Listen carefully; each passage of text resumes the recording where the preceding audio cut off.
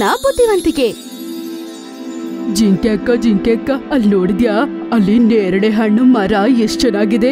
ಬಾ ಹೋಗಿ ನೇರಳೆ ಹಣ್ಣು ಮತ್ತು ಅದರ ಎಲೆಗಳು ತಿನ್ಬರೋಣ. ತುಂಬಾ ರುಚಿಯಾಗಿರುತ್ತೆ ಗೊತ್ತಾ ನಿನಗೆ? ಸರಿ ಬಾ ಹೋಗೋಣ. ಇಲ್ಲಿನವರೆಗೂ ನಾನು ಯಾವಾಗ್ಲೂ ನೇರಳೆ ಹಣ್ಣು ಅದರ ಎಲೆಗಳು ತಿಂದಿಲ್ಲ. ತುಂಬಾ ರುಚಿಯಾಗಿ ಮತ್ತೆ ಹುಲಿಯಾಗಿರುತ್ತೆ ಅಂತ ಹೇಳಿದ್ರು ಗೊತ್ತಾ?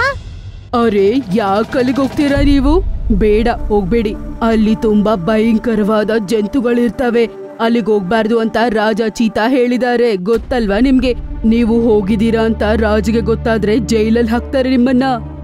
ಅರೇ ನರಿ ಅಕ್ಕ, ಇಲ್ಲೇ ಅಲ್ವಾ ಇರೋದು, ಬಾ ಹೋಗ್ ಬಂದ್ಬಿಡೋಣ. ನೋಡಿ ನನ್ನ ಮಾತನ್ನು ಕೇಳಿ ನೀವು ಅಷ್ಟೇ. ನರಿ ಎಷ್ಟೇ ಹೇಳಿದ್ರು ಅವರಿಬ್ರು ಕೇಳೋದೇ ಇಲ್ಲ. ಏನು ಪರವಾಗಿಲ್ಲ, ನೀನೇನು ಚಿಂತೆ ಮಾಡ್ಬೇಡ, ಪಕ್ಕದಲ್ಲಿದೆ ಅಲ್ವಾ, ಬಾ. ನೀವಿಬ್ರು ಸಾಯೋದಲ್ದೆ ನನ್ನ ಕೂಡ ಸಾಯಿಸ್ತೀರಾ ನೀವಿಬ್ರು. ನರಿ ಅದರ ಸ್ನೇಹಿತರಾದ ಜಿಂಕೆ ಮತ್ತೆ ಮೇಕೆ ಜೊತೆಗೆ ಕಾಡಿನಿಂದ ದೂರ ಇರುವ ಒಂದು ಪ್ರದೇಶಕ್ಕೆ ಹೋಗುತ್ತೆ. ಇಲ್ಲಿ ನೋಡ್ರಿ, ನಾವು ತುಂಬಾ ದೂರ ಬಂದ್ಬಿಟ್ಟಿದೀವಿ, ಭಯ ಆಗ್ತಿದೆ, ಹೋಗ್ಬಿಡೋಣ ಬನ್ನಿ. ಭಯ ಪಡಬೇಡ ನರಿ, ಇನ್ನು ಸ್ವಲ್ಪ ದೂರನೇ ಹೋಗಿ ಬಂದ್ಬಿಡೋಣ. ಅವರು ಮೂವರು ಅಲ್ಲಿಂದ ವೇಗವಾಗಿ ಓಡ್ತಾರೆ. ಓಡ್ತಿದ್ದಂಗ್ಲೆ ಅವರು ನೇರಳೆ ಹಣ್ಣಿನ ಮರವನ್ನು ನೋಡ್ತಾರೆ. ತುಂಬಾ ಚೆನ್ನಾಗಿರುತ್ತೆ. ಅದೇ ತೋಟದಲ್ಲಿ ನೇರಳೆ ಹಣ್ಣು ಮಾತ್ರ ಅಲ್ಲ, ಮಾವಿನ ಹಣ್ಣುಗಳು ಕೂಡ ಅವ್ರಿಗೆ ಕಾಣಿಸತ್ತೆ. ಅರೆ ವಾ, ಎಷ್ಟು ನೇರಳೆ ಹಣ್ಣುಗಳು! ಹಂಗಂತ ಹೇಳಿ ಅವರಿಬ್ರು ಬೇಗ ನೇರಳೆ ಹಣ್ಣು ಮತ್ತು ಅದರ ಎಲೆಗಳನ್ನು ತಿನ್ನಕ್ಕೆ ಶುರು ಮಾಡ್ತಾರೆ. ಅರೆ ಬೇಗ ತಿನ್ನಿ, ಬೇಗ ನಾವು ಹೋಗ್ಬೇಕು. ಜಿಂಕೆ ಮತ್ತೆ ಮೇಕೆ ತುಂಬಾ ಬ್ಯುಸಿಯಾಗಿ ತಿಂತಾ ಇರ್ತಾರೆ. ಮತ್ತೆ ಅಲ್ಲಿಗೆ ಅಕಸ್ಮಾತ್ ಆಗಿ ಒಬ್ಬ ಶೇರ್ ಬರ್ತಾನೆ. ಮತ್ತೆ ಅವ್ರ ಮೂವರು ಮುಂದೆ ಹೋಗಿ ನಿಂತ್ಕೋತಾನೆ. ಅರೆ ವಾ, ಮೇಕೆ ಮತ್ತೆ ಜಿಂಕೆ ಜೊತೆಲಿ ಇವತ್ತು ನೆಮ್ಮದಿಯಾಗಿ ನಿದ್ದೆ ಮಾಡ್ತೀನಿ. ಅಯ್ಯೋ ದೇವ್ರೇ, ಶೇರ ಓಡ್ರೋ! ಹಂಗಂತ ಹೇಳಿ ಅವ್ರ ಮೂವರು ವೇಗವಾಗಿ ಓಡ್ತಾರೆ. ಹಿಂದ್ಗಡೆನೆ ಶೇರ್ ಕೂಡ ಓಡೋಡಿ ಬರ್ತಾನೆ. ಅವನು ಓಡ್ ಬಂದು ಮೇಕೆ ನಡ್ಕೊಂಡ್ಬಿಡ್ತಾನೆ. ಅಯ್ಯೋ ದೇವ್ರೇ, ಮೇಕೆನ ಅವನು ಹಿಡ್ಕೊಂಡ್ಬಿಟ್ಟ. ಅಯ್ಯೋ, ನಮ್ಮ ಪ್ರಾಣವನ್ನು ಕಾಪಾಡ್ಕೋಬೇಕು, ಬಾಕ ಓಡೋಣ. ಒಂದ್ ಕಡೆ ನರಿ ಮತ್ತೆ ಜಿಂಕೆ ಅವರ ಇಬ್ಬರ ಪ್ರಾಣವನ್ನು ಕಾಪಾಡ್ಕೊಳ್ಳೋದಕ್ಕೆ ಓಡ್ತಾರೆ. ಇನ್ನೊಂದು ಕಡೆ ಇವನು ತುಂಬಾ ಸಂತೋಷವಾಗಿ ತಿಂತಾನೆ. ಇವತ್ತೊಂದು ಮಜಾ ಬಂತು ಅನ್ಸುತ್ತೆ. ಮುಂದೆ ಇರೋ ಕಾಡಲ್ಲಿ ಸಾಕಷ್ಟು ಪ್ರಾಣಿಗಳಿದೆ. ಬಾ, ಅದೇ ಕಾಡಿಗೆ ಹೋಗಿ ನನ್ನ ನೆಲೆ ಉರೋಣ. ಶೇರ್ ನಡಿತಾ ನಡಿತಾ ಒಂದು ದೊಡ್ಡ ಕಾಡಿನೊಳಗಡೆಗೆ ಹೋಗ್ತಾನೆ. ಅಲ್ಲಿ ನೋಡಿದ್ರೆ ತುಂಬಾ ಜಂತುಗಳು ಇರ್ತವೆ. ಸಿಂಹ ಓಡಿ! ಶೇರ್ನ ನೋಡಿದ ತಕ್ಷಣ ಅವರೆಲ್ಲರೂ ತುಂಬಾನೇ ಗಾಬರಿ ಪಡ್ತಾರೆ. ಮತ್ತೆ ಅಲ್ಲಿ ಇಲ್ಲಿ ಓಡಕ್ಕೆ ಶುರು ಮಾಡ್ತಾರೆ. ಶೇರ್ ಮಾತ್ರ ಒಂದು ಜಿಂಕೆನ ಹಿಡ್ಕೊಂಡು ಅಲ್ಲಿಂದ ಹೊರಟೋಗ್ತಾನೆ. ಅಯ್ಯೋ ದೇವ್ರೇ, ಈ ಶೇರ್ ಮತ್ತೆ ಕಾಡೊಳಗಡೆನೆ ಬಂದ್ಬಿಟ್ನಾ? ಎಲ್ಲರೂ ಶೇರ್ನ ನೋಡಿ ಏನ್ ಮಾಡ್ಬೇಕಂತ ಅರ್ಥ ಆಗದೆ ಇರ್ತಾರೆ. ಯಾಕಂದ್ರೆ ಇದಕ್ಕಿಂತ ಮುಂಚೆ ಈ ಕಾಡೊಳಗಡೆ ಇಂತಹ ಭಯಂಕರವಾದ ಜಂತುಗಳು ಯಾವ್ದು ಬಂದಿರಲ್ಲ. ಮಾರನೇ ದಿನ ಶೇರ್ ಮತ್ತೆ ಕಾಡಿಗೆ ಬರ್ತಾನೆ. ಮತ್ತೆ ಇನ್ನೊಂದು ಜಂತುನ ಹಿಡ್ಕೊಂಡು ಅವನು ಹೋಗ್ಬಿಡ್ತಾನೆ. ಸಾಯಂಕಾಲದ ಸಮಯದಲ್ಲಿ ಅವರೆಲ್ಲರೂ ಒಟ್ಟುಗೂಡ್ತಾರೆ ಮತ್ತೆ ಮಾತಾಡ್ಕೋತಾರೆ. ಜಿಂಕೆ ಮತ್ತೆ ಮೇಕೆ ತಪ್ಪಿಂದಾನೇ ಇದ್ ನಡೆದಿದ್ದು. ನಾನೆಷ್ಟೋ ಹೇಳಿದ್ರು ಅವ್ರು ನನ್ ಮಾತನ್ನ ಕೇಳೇ ಇಲ್ಲ. ಅವರು ಕಾಡೊಳಗಡೆ ಹೋಗಿದ್ರು. ಆಗ ಶೇರ್ ನಮ್ಮನ್ನ ನೋಡ್ಬಿಟ್ಟ. ನೋಡಿ, ಕಾಡೊಳಗಡೆ ನಮ್ಮಂತಹ ಜಂತುಗಳು ಜೀವಿಸ್ತಿದೆ ಅಂತ ಗೊತ್ತಾಯ್ತು. ಇದಂತೂ ತುಂಬಾ ಅಪಾಯವಾದ ವಿಷಯ. ನಾವಿದ್ರ ಬಗ್ಗೆ ರಾಜನಿಗೆ ಹೇಳಲೇಬೇಕು. ರಾಜರು ಈ ಸಮಯದಲ್ಲಿ ತಪಸ್ಸದಲ್ಲಿದ್ದಾರೆ, ನಾವು ಅವ್ರ ಹತ್ರ ಹೋಗಕ್ಕಾಗಲ್ಲ. ಅರೆ, ಹಾಗಾದ್ರೆ ನಾವೇನು ಕೈ ಕಟ್ಕೊಂಡು ಕುತ್ಕೊಂಡಿರ್ಬೇಕಾ? ಮತ್ತೆ ಆ ಸಿಂಹಕ್ಕೆ ಈ ಕಾಡಿನ ಪ್ರಾಣಿಗಳನ್ನು ತಿನ್ನಕ್ ಬಿಡಬೇಕಾ? ಎಲ್ಲರೂ ಒಬ್ರ ಜೊತೆ ಒಬ್ರು ಮಾತಾಡ್ಕೋತಿರ್ತಾರೆ. ಆ ಕಾಡಲ್ಲಿ ಎಲ್ಲಾ ಜಂತುಗಳು ಅದರ ಜೀವನವನ್ನು ಸಾಗಿಸ್ತಿರುತ್ತೆ. ಅದೇ ಕಾಡಲ್ಲಿ ಅವನ ರಾಜ ಆದ ಚೀತಾ ಇರ್ತಾನೆ. ಅವನು ಯಾವುದೇ ಒಂದು ಸಮಸ್ಯೆ ಬರ್ಲಿ ಅವನ ಕಾಡಿನ ಜಂತುಗಳನ್ನು ಕಾಪಾಡ್ತಿದ್ದ. ರಾಜ ಚೀತಾ ಪ್ರತಿ ವರ್ಷದಲ್ಲಿ 2 ತಿಂಗಳು ಮಾತ್ರ ತಪಸ್ಸನ್ನು ಮಾಡ್ತಿದ್ದ. ಗುಹೆಯೊಳ್ಳೆ ಬಂಧಿಸ್ಕೋತಿದ್ದ ಅವನನ್ನು. ಈ 2 ತಿಂಗಳಲ್ಲಿ ತಪಸ್ ಮಾಡ್ತಾನೆ. ಅವನು ಆಚೆನೆ ಬರೋದೇ ಇಲ್ಲ. ಏನೇ ಆಗ್ಲಿ ಪರವಾಗಿಲ್ಲ, ನಾವು ಹೋಗಿ ರಾಜ ಚೀತಾ ಹತ್ರ ನಡೆದ ಎಲ್ಲಾ ವಿಷಯವನ್ನು ಹೇಳ್ಬೇಕು. ಇಲ್ಲ ಅಂದ್ರೆ ನಾವು ತುಂಬಾ ಕಷ್ಟ ಪಡ್ತೀವಿ, ಅರ್ಥ ಆಯ್ತಲ್ಲ ನಿಮಗೆ? ಹಂಗಂತ ಅನ್ಕೊಂಡು ಅವ್ರು ಎಲ್ಲಾರು ಗುಹೆಯ ಬಳಿ ಹೋಗ್ತಾರೆ. ಅಲ್ಲೋಗಿ ನೋಡಿದ್ರೆ ಗುಹೆಯ ಬಾಗ್ಲು ಮುಚ್ಚಿರುತ್ತೆ. ರಾಜರು ಒಳಗಡೆ ಇದ್ದಾರೆ, ಈಗ ಯಾರು ಹೋಗ್ತಾರೆ ಅವ್ರ ಹತ್ರ? ನೀನು ಗೊತ್ತಲ್ವಾ, ಒಂದ್ ವೇಳೆ ರಾಜರ ತಪಸ್ಸೆ ಮೆರಿದ್ರೆ, ಇಲ್ಲಾಂದ್ರೆ ಅವ್ರಿಗೆ ಯಾರಾದ್ರೂ ಅಡ್ಡದಾರಿ ಬಂದ್ರೆ ಆಗ ಅವ್ರು ಮಾಡಿರೋಂತ ತಪಸ್ಸೆ ಎಲ್ಲ ಮಣ್ಣಿಗೆ ಹೋಗ್ಬಿಡುತ್ತೆ. ರಾಜ ಚೀತನಿಗೆ ಒಬ್ಬ ಚಿಕ್ಕ ಮಗನಿರ್ತಾನೆ. ಅವನು ಎಲ್ಲೋ ಕಳೆದು ಹೋಗ್ಬಿಡ್ತಾನೆ ಪಾಪ. ಅದ್ರಿಂದ ಅವನು ಮಹರ್ಷಿನ ನೋಡ್ತಾನೆ. ಆಗ ಮಹರ್ಷಿ, ಅವರು ತಪಸ್ಸು ಮಾಡ್ಬೇಕು ಮತ್ತೆ ಮಂತ್ರ ಹೇಳ್ಬೇಕು ಅಂತ ಹೇಳಿರ್ತಾನೆ. ಅದ್ರ ಸಲುವಾಗಿ ಅವನು ಯಾವಾಗ್ಲೂ ತಪಸ್ಸು ಮತ್ತೆ ಮಂತ್ರ ಹೇಳ್ತಿದ್ದ.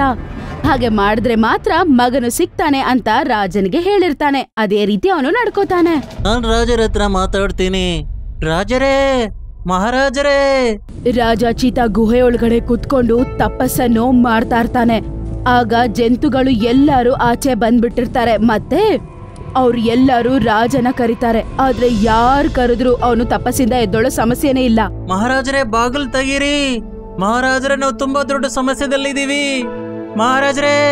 ಚೀತನಿಗೆ ಮೊಳ ಮಾತು ಕೇಳಿಸುತ್ತೆ. ಆದ್ರೂ ಕೂಡ ಅವನು ಅವನ ಕಣ್ಣನ್ನು ಮಾತ್ರ ತೆಗೆಯೋದಿಲ್ಲ. ಮಹಾರಾಜರು ಬಾಗಿಲು ತೆಗೀತಾ ಇಲ್ಲ. ಅವರು ಯಾವುದೇ ಕಾರಣಕ್ಕೂ ಅವರು ತಪಸ್ಸನ್ನು ಮುರಿಯೋದಿಲ್ಲ. ಎಲ್ಲರೂ ಒಬ್ರ ಜೊತೆ ಒಬ್ರು ಮಾತಾಡ್ಕೋತಾರೆ. ಬನ್ನಿ, ನಾವೆಲ್ಲರೂ ಮತ್ತೆ ನಾಳೆ ಬರೋಣ. ಬಹುಶಃ ನಾಳೆ ಮಹಾರಾಜರು ಹೊರಗಡೆ ಬರ್ತಾರೆ. ಆಮೇಲೆ ಅವರು ಎಲ್ಲರೂ ಏನು ಮಾಡಕ್ಕಾಗ್ದೆ ಅಲ್ಲಿಂದ ಹೊರಟೋಗ್ಬಿಡ್ತಾರೆ. ಕಾಡಿನ ಪ್ರಾಣಿಗಳು ಯಾವ ಸಮಸ್ಯೆದಲ್ಲಿ ಸಿಲುಕೊಂಡಿದ್ದಾರೆ, ಏನ್ ಮಾಡೋದು? ನಾನು ನನ್ನ ಧ್ಯಾನವನ್ನ ಮುರಿಯೋಕ್ಕಾಗಲ್ಲ. ಇಲ್ಲ ಅಂದ್ರೆ ಯಾವುದೇ ಕಾರಣಕ್ಕೂ ನನಗೆ ನನ್ನ ಮಗುವಿನ ಸುಳಿವು ಸಿಗೋದೇ ಇಲ್ಲ. ಮಾರನೇ ದಿನ ಮತ್ತೆ ಶೇರ್ ಕಾಡೊಳಗಡೆ ಬಂದ್ಬಿಡುತ್ತೆ. ಮತ್ತೆ ಜಂತುವನ್ನು ಹಿಡ್ಕೊಂಡು ಅದು ಅಲ್ಲಿಂದ ಮತ್ತೆ ಓಡೋಗ್ಬಿಡುತ್ತೆ. ಇದೇ ತರ ತುಂಬಾ ದಿನ ನಡೀತಾನೆ ಇರುತ್ತೆ. ರಾಜನ ಹತ್ರ ಹೋಗ್ತಾರೆ ಆ ಕಾಡಿನ ವಾಸಿಗಳು. ಆದ್ರೂ ಕೂಡ ತಪಸ್ಸು ಮಾಡ್ತಾನೆ ಇರ್ತಾನೆ ಆ ರಾಜ. ಆ ಶೇರ್ ಅಂತೂ ದಿನ ಕಾಡಿಗೆ ಬರ್ತಿದ್ದ. ದಿನ ಒಂದೊಂದು ಜಂತುನ ಕಚ್ಚಿ ಎತ್ಕೊಂಡು ಹೋಗ್ಬಿಡ್ತಿದ್ದ. ಇದೇ ತರ ನಡೀತಾ ಇರುತ್ತೆ. ಆಮೇಲೆ ಜಂತುಗಳು ಎಷ್ಟು ಬೇಡ್ಕೊಂಡ್ರು ಸಹ ರಾಜ ಮಾತ್ರ ಆಚೆ ಬರೋದೇ ಇಲ್ಲ. ರಾಜ ಚೀತಾ ಏನಾದ್ರೂ ಕಣ್ ತೆಗಿಬಾರ್ದು ಅಂತ ಅನ್ಕೊಂಡಿರ್ತಾನೆ. ಒಂದಿನ ಸಾಯಂಕಾಲ, ಮಹಾರಾಜ್ರೆ, ಕಾಡಿನ ಪ್ರಾಣಿಗಳೆಲ್ಲ ಪ್ರತಿದಿನ ಪ್ರಾಣ ಭಯದಿಂದನೇ ಬದುಕ್ತಾ ಇದ್ದಾರೆ. ಹೊರಗಡೆ ಬನ್ನಿ ಮಹಾರಾಜ್ರೆ, ಇಲ್ಲಾಂದ್ರೆ ನಾವೆಲ್ಲರೂ ಸತ್ತೋಗ್ತೀವಿ. ಕಾಡಿಗೆ ತುಂಬಾ ದೊಡ್ಡ ಅಪಾಯ ಬಂದಿದೆ ಮಹಾರಾಜ್ರೆ. ಅದು ಕೇಳಿಸ್ಕೊಂಡಿದ ತಕ್ಷಣ ರಾಜನಿಗೆ ತುಂಬಾ ಆಶ್ಚರ್ಯ ಆಗ್ಬಿಡುತ್ತೆ. ಅವನು ತಕ್ಷಣ ಕಣ್ಣು ತೆಗೆದು ಬಿಟ್ಟು ನೋಡ್ತಾನೆ. ಏನು, ಕಾಡಿನ ಪ್ರಾಣಿಗಳ ಪ್ರಾಣ ಹೋಗ್ತಾ ಇದೆಯಾ? ಅನ್ಸುತ್ತೆ ಸಮಸ್ಯೆ ತುಂಬಾ ದೊಡ್ಡದಂತ. ತಕ್ಷಣ ಅವನು ಆ ಗುಹೆಯ ಬಾಗಿಲನ್ನು ತೆಗಿತಾನೆ. ಮತ್ತೆ ಅಲ್ಲಿಂದ ಅವನು ಆಚೆ ಬರ್ತಾನೆ. ಏನು, ಕಾಡಿನ ಪ್ರಾಣಿಗಳ ಪ್ರಾಣ ಹೋಗ್ತಾ ಇದೆಯಾ? ಹೇಗೆ? ಆದ್ರೆ ರಾಜ ಚೀತಾಗೆ ಇಷ್ಟು ದಿನ ನಡೆದ ಎಲ್ಲಾ ವಿಷಯವನ್ನು ಅವರು ತಿಳಿಸ್ತಾರೆ. ಮಹಾರಾಜ್ರೆ, ದಯವಿಟ್ಟು ಕ್ಷಮಿಸಿ. ನಾವು ನಿಮ್ಮ ಧ್ಯಾನ ಹಾಳು ಮಾಡಿದೀವಿ. ನೀವು ವರ್ಷಗಳಿಂದ ತಪಸ್ಸೆ ಮಾಡ್ಕೊಂಡ್ ಬರ್ತಾ ಇದ್ದೀರಾ. ಮತ್ತೆ ಇವತ್ತು ನಮ್ಮ ಕಾರಣದಿಂದ ನಿಮ್ಮ ವರ್ಷಗಳ ಶ್ರಮ ಹಾಳಾಯ್ತು. ಬಾಲು ಅಣ್ಣ, ನನ್ನ ಮಗನಿಗಿಂತ ದೊಡ್ಡದು ನನ್ನ ಕಾಡಿನ ಪ್ರಾಣಿಗಳನ್ನ ಕಾಪಾಡೋದು ನನ್ನ ದೊಡ್ಡ ಕರ್ತವ್ಯ. ನೀವೆಲ್ಲರೂ ಚಿಂತೆ ಮಾಡಬೇಡಿ. ನಾನು ಆ ಸಿಂಹಕ್ಕೆ ಯಾವ ರೀತಿ ಪಾಠ ಕಲಿಸ್ತೀನಂದ್ರೆ ಅವನು ಅವನ ಜೀವನದಲ್ಲಿ ಯಾವುದೇ ಕಾರಣಕ್ಕೆ ಕಾಡೊಳಗಡೆ ಕಾಲಿಡೋದಿಲ್ಲ. ಮಾರನೇ ದಿನ ರಾಜ ಅವರ ಜಂತುಗಳನ್ನು ಕರ್ಕೊಂಡು ಹೋಗ್ತಾನೆ. ಅವರ ಎದುರಿಗೆನೆ ಆ ಶೇರ್ ನಡ್ಕೊಂಡ್ ಬರ್ತಾನೆ. ಮಹಾರಾಜ್ರೆ, ಅಲ್ಲಿ ಆ ಸಿಂಹ. ಎಲ್ಲರೂ ಶೇರ್ನ ನೋಡಿ ಭಯ ಪಡ್ತಾರೆ. ಆಗ ಶೇರ್ ಹತ್ರ ಬರ್ತಾನೆ. ಯಾರು ನೀನು? ಮತ್ತೆ ನನ್ನ ಕಾಡಿನ ಪ್ರಾಣಿಗಳನ್ನ ಯಾಕೆ ಸಾಯಿಸ್ತಿದೀಯಾ? ಓ, ನೀನಾ ಈ ಕಾಡಿನ ರಾಜ? ಸುಮ್ನೆ ಇಲ್ಲಿಂದ ಹೋಗ್ಬಿಡು ಸಿಂಹ. ನಾನು ಇಲ್ಲಿಂದ ಹೋಗೋಕ್ ಬಂದಿಲ್ಲ. ಬದಲಿಗೆ ಇದೇ ಕಡಲ್ ನಾನಿದ್ದು ಈ ಎಲ್ಲ ಪ್ರಾಣಿಗಳನ್ನ ನನ್ನ ಸೇವಕರಾಗಿ ಮಾಡ್ಕೊತೀನಿ. ಮತ್ತೆ ದಿನ ಇವ್ರನ್ನ ತಿಂತಾ ಇರ್ತೀನಿ. ಅದು ಕೇಳಿಸ್ಕೊಂಡು ಎಲ್ಲ ತುಂಬಾ ಆಶ್ಚರ್ಯ ಪಡ್ತಾರೆ. ನೋಡು, ನಿನ್ನ ಶಕ್ತಿಯನ್ನ ತಪ್ಪಾಗಿ ಉಪಯೋಗಿಸ್ಕೋಬೇಡ. ನನ್ನ ಯಾರು ತಡೆಯೋದಿಕ್ಕಾಗಲ್ಲ ಚಿರತೆ. ಸುಮ್ನೆ ನನಗೆ ದಾರಿ ಬಿಡು, ಇಲ್ಲ ಅಂದ್ರೆ ನಿನಗೆ ಸರಿಯಾಗಿರಲ್ಲ. ಒಂದ್ ವೇಳೆ ಹಾಗಿದ್ರೆ ನೀನು ನನ್ನ ಜೊತೆ ಒಂದು ಓಟವನ್ನ ಓಡಬೇಕು. ಒಂದ್ ವೇಳೆ ಈ ರೇಸಲ್ಲಿ ನಾನ್ ಗೆದ್ರೆ ಆಗ ನೀನು ಈ ಕಾಡಿಂದ ಶಾಶ್ವತವಾಗಿ ಹೊರಗಡೆ ಹೋಗ್ಬೇಕು. ಒಂದ್ ವೇಳೆ ನೀನ್ ಗೆದ್ರೆ ಆಗ ನಾನು ಈ ಕಾಡಿಂದ ಶಾಶ್ವತವಾಗಿ ಹೊರಟೋಗ್ತೀನಿ. ಅದನ್ನ ಕೇಳಿಸ್ಕೊಂಡು ಜಂತುಗಳಿಗೆ ನಂಬಕ್ಕಾಗಲ್ಲ. ಇದು ತುಂಬಾ ಒಳ್ಳೆ ಉಪಾಯ. ನಾನೇ ಚಿರತೆಯನ್ನ ಯಾವುದೇ ಓಟದಿಂದ ಆರಾಮಾಗಿ ಸೋಲಿಸ್ತೀನಿ. ನನಗೆ ಒಪ್ಪಿಗೆ ಇದೆ. ಏನ್ ಮಾಡ್ಬೇಕು? ಅಲ್ಲಿ ದೂರದಲ್ಲಿ ಒಂದು ಮೇಲೆ ಇರೋ ಬೆಟ್ಟ ನೋಡ್ತಾ ಇದೆಯಲ್ಲ, ಆ ಬೆಟ್ಟದ ಮೇಲೆ ಒಂದು ಮಾವಿನ ಮರ ಇದೆ. ಆ ಮರದಲ್ಲಿ ಒಂದು ಬಿಳಿ ಮಾವಿನಕಾಯಿ ಇದೆ. ನಮ್ಮಿಬ್ರಲ್ಲಿ ಯಾರು ಮೊದಲು ಹೋಗಿ ಆ ಮಾವಿನಕಾಯನ್ನ ಕೇಳ್ತಾರೆ ಅವರು ಈ ಓಟವನ್ನ ಗೆಲ್ತಾರೆ. ಇದು ತುಂಬಾ ಸುಲಭವಾದ ಕೆಲಸ. ಚೀತಾ ಮತ್ತೆ ಶೇರ್ ಮಧ್ಯದಲ್ಲಿ ರೇಸ್ ಶುರು ಆಗ್ಬಿಡುತ್ತೆ. ಮಹಾರಾಜ್ರೆ, ನೀವು ಯಾವ ರೀತಿ ಓಟವನ್ನ ಓಡ್ತಾ ಇದ್ದೀರಾ? ಈ ಸಿಂಹ ನಿಮ್ಮನ್ನ ಸೋಲಿಸ್ಬಿಡ್ತಾನೆ. ಜಂತುಗಳ ಶ್ವಾಸ ಮತ್ತು ಪ್ರಾಣ ಆ ಒಂದು ರೇಸ್ ಮೇಲೆನೆ ಡಿಪೆಂಡ್ ಆಗಿತ್ತು. ಶೇರ್ ಮತ್ತೆ ಚೀತಾ ಮಧ್ಯದಲ್ಲಿ ರೇಸ್ ಒಂದು ಶುರು ಆಗತ್ತೆ. ಶೇರ್ ತುಂಬಾ ವೇಗವಾಗಿ ಓಡಕ್ಕೆ ಶುರು ಮಾಡ್ಬಿಡ್ತಾನೆ. ಆದ್ರೆ ಒಂದ್ ಕಡೆ ಶೇರ್ ಅಂತೂ ವೇಗವಾಗಿ ಓಡ್ತಿರ್ತಾನೆ. ಚೀತಾ ಮಾತ್ರ ಏನು ಯೋಚನೆ ಮಾಡದೆ ಮೆತ್ತಗೆ ನಡ್ಕೊಂಡು ಹೋಗ್ತಾನೆ. ಈ ಮಹಾರಾಜರು ಯಾಕೆ ಇಷ್ಟೊಂದು ನಿಧಾನವಾಗಿ ಓಡ್ತಾ ಇದ್ದಾರೆ?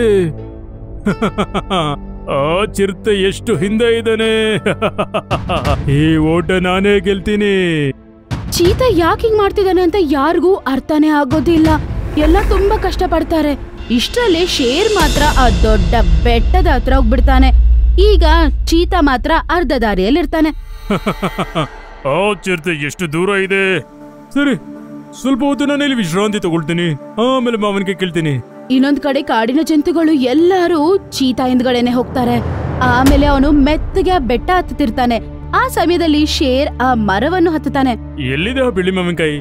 ಆಗ ಶೇರ್ ನೋಡ್ತಾನೆ, ಅದೇ ಮರದಲ್ಲಿ ತುಂಬಾ ಮೇಲೆ ಒಂದು ಬಿಳಿ ಮಾವಿನ ಹಣ್ಣು ನೋಡ್ತಾನೆ. ಆ ಮರದ ರೆಂಬೆಗಳು ತುಂಬಾ ಬಲಹೀನವಾಗಿರುತ್ತೆ. ಅಲ್ಲಿದೆ ಬಿಳಿ ಮಾವಿನಕಾಯಿ. ಮಹಾರಾಜ್ರೇ, ಬೇಗ ಹೋಗಿ ಆ ಮಾವಿನಕಾಯಿ ಕೇಳಿ, ಇಲ್ಲ ಅಂದ್ರೆ ಆ ಸಿಂಹ ಗೆದ್ಬಿಡುತ್ತೆ. ಚೀತಾ ಮರದ ಕೆಳಗಡೆ ನಿಂತಿರುತ್ತೆ. ಚಿರತೆ ಬಂದ್ಬಿಡ್ತು. ಆಗ ಶೇರ್ ಬೇಗ ಬೇಗ ರೆಂಬೆ ಮೇಲೆ ನಡ್ಕೊಂಡು ಹೋಗ್ತಾನೆ. ಅದು ತುಂಬಾ ಬಲಹೀನವಾಗಿರುವ ಕಾರಣದಿಂದ ಅವನು ಕೆಳಗಡೆ ಜಾರಿ ಬಿದ್ಬಿಡ್ತಾನೆ. ಆಗ ಅವನ್ ಏನ್ ಮಾಡ್ತಾನಂದ್ರೆ ಆ ರೆಂಬೆಯನ್ನು ಗಟ್ಟಿಯಾಗಿ ಹಿಡ್ಕೊಂಡ್ಬಿಡ್ತಾನೆ. ಒಂದ್ ವೇಳೆ ಅದನ್ನ ಬಿಟ್ರೆ ಅವನು ಕೆಳಗಡೆ ಬಿದ್ದು ಸಾಯೋದೇ ವಾಸಿ. ಕಾಪಾಡಿ ನನ್ನ. ಅರೆ, ಇಲ್ಲಿ ಸಿಂಹ ಸಿಗಾಕೊಂಡ್ಬಿಟ್ಟಿದೆ, ಇದು ಬಿದ್ದೋಗ್ಬಿಡುತ್ತೆ. ಕಾಪಾಡಿ ನನ್ನ, ಚಿರತೆ ನನ್ನ ಕಾಪಾಡು. ಎಲೈ ಸಿಂಹ, ನೀನು ನಮಗಿಂತ ತುಂಬಾ ಶಕ್ತಿವಂತ ಅಲ್ಲ, ಆದ್ರೆ ಬುದ್ಧಿವಂತಿಕೆಯಲ್ಲಿ ನೀನು ನಮಗಿಂತ ಕಡಿಮೆನೆ. ನಿನ್ನ ಮನಸ್ಸಲ್ಲಿ ಕೇವಲ ಓಟವನ್ನು ಗೆಲ್ಬೇಕನ್ನೋದು ಮಾತ್ರ ಇತ್ತು. ಮತ್ತೆ ನೀನು ಬುದ್ಧಿವಂತಿಕೆಯಿಂದ ಅಲ್ಲ, ಕೇವಲ ಶಕ್ತಿಯಿಂದ ಕೆಲಸ ತಗೊಳ್ತಾ ಇದ್ದೆ. ನೀನ್ ಇದನ್ನೂ ನೋಡಿಲ್ವಾ, ಈ ಕೊಂಬೆ ಎಷ್ಟೊಂದು ಶಕ್ತಿಯಿಂದ ಇದೆ ಅಂತ.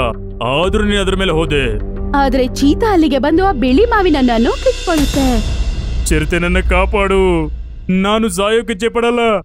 ಮಹಾರಾಜ್ರೆ, ಈ ಸಿಂಹವನ್ನ ಕಾಪಾಡಬೇಡಿ. ಆದ್ರೆ ಚೀತಾ ಹತ್ರ ಹೋಗ್ತಾನೆ ಮತ್ತೆ ಶೇರ್ನ ಅವನು ಬೇಕಂತಾನೆ ಕೆಳಗಡೆ ತಳ್ಬಿಡ್ತಾನೆ. ಆಮೇಲೆ ಅವನು ಕೆಳಗಡೆ ಬಿದ್ದು ಸತ್ತೋಗ್ತಾನೆ. ಮಹಾರಾಜ್ರೇ, ಈ ಮರದಲ್ಲಿ ಬಿಳಿ ಮಾವಿನಕಾಯಿ ಹೆಂಗ್ ಬಂತು? ಮತ್ತೆ ಇದ್ರ ಬಗ್ಗೆ ನಿಮಗೆ ಹೇಗ್ ಗೊತ್ತಾಯ್ತು? ಈ ಮಾವಿನಕಾಯಿ ಬಿಳಿ ಬಣ್ಣ ಅಲ್ಲ, ಅರಿಶಿಣ ಬಣ್ಣನೇ. ನೀ ನಮಗೆ ಎಲ್ಲ ಮಾತು ಹೇಳಿದಾಗ ಆಗ ನಾನು ಮೊಲವನ್ನ ಇಲ್ಲಿ ಕಳಿಸ್ದೆ. ಆಗ ಈ ಮಾವಿನಕಾಯಿನ ಬಿಳಿ ಮಾಡೋಕೆ ಹೇಳ್ದೆ. ನನಗೆ ಗೊತ್ತಿತ್ತು ಸಿಂಹ ಈ ಓಟವನ್ನ ಗೆಲ್ಲೋದಕ್ಕೆ ತುಂಬಾ ಪ್ರಯತ್ನ ಪಡುತ್ತೆ ಅಂತ. ಹಾಗಾಗಿ ನಾನು ಮೊಲವನ್ನು ಮರದಲ್ಲಿರುವ ಮಾವಿನಕಾಯಿಗೆ ಬಿಳಿ ಬಣ್ಣ ಹಾಕೋದಕ್ಕೆ ಹೇಳ್ದೆ. ಹಾಗಾಗಿ ನಾನು ರೇಸಲ್ಲಿ ಅಷ್ಟು ನಿಧಾನಕ್ಕೆ ಓಡ್ತಾ ಇದ್ದೆ. ಹಾಗಾಗಿ ಸಿಂಹ ಮೊದಲು ಇಲ್ಲಿ ತಲುಪುತ್ತೆ ಅಂತ. ರಾಜ ಚೀತನ ಈ ಒಂದು ಬುದ್ಧಿವಂತಿಕೆಯ ಕೆಲಸವನ್ನು ನೋಡಿ ಅವರೆಲ್ಲರೂ ಹೊಗಳಕ್ಕೆ ಶುರು ಮಾಡ್ತಾರೆ. ಈ ರೀತಿ ಅವನ ಬುದ್ಧಿವಂತಿಕೆಯನ್ನು ಉಪಯೋಗಿಸಿ ಅವನಿಗಿಂತ ಶಕ್ತಿಶಾಲಿಯಾದ ಶೇರ್ನ ಅವನು ಸೋಲಿಸ್ತಾನೆ ಮತ್ತು ರಾಜನಾಗ್ತಾನೆ. ಅದು ಮಾತ್ರ ಅಲ್ಲದೆ ಶೇರ್ನ ಸಾಯಿಸ್ತಾನೆ. ಸರಿ ಮಕ್ಕಳೇ, ಈ ಕತೆ ಇಷ್ಟ ಆಯ್ತಾ? ಇಷ್ಟ ಆಗಿದ್ರೆ ಕಮೆಂಟ್ ಅಲ್ಲಿ ತಿಳಿಸಿ.